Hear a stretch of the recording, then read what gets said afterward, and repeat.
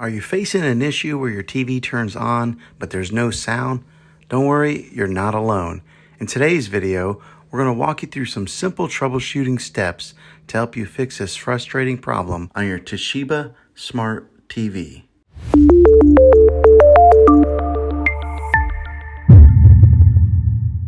Step 1.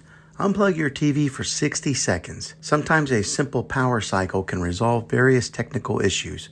Unplug your TV from the wall outlet and wait for about 60 seconds.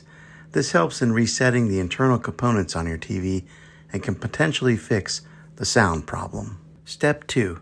Check your audio connections.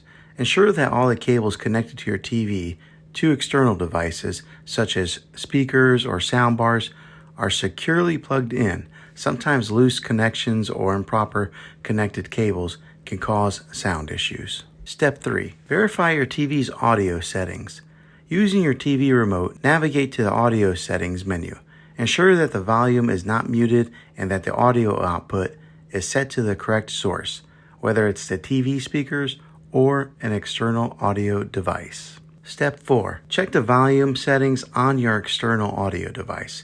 If you're using an external speakers or a soundbar, make sure that they're powered on and properly connected to your TV. Adjust the volume on both the TV and the external device to ensure they are not conflicting. Step 5. Perform a factory reset. Sometimes software glitches can cause audio issues. To fix this, you can try performing a factory reset on your TV.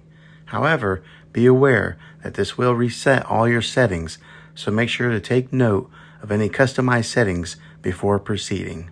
I hope these troubleshooting steps have been helpful to you. Remember, patience and persistence are key when it comes to resolving tech issues. Don't forget to give this video a thumbs up if you found it useful. And subscribe to my channel. I make tech videos all the time, and I'd love to have you back in the next one. Take care.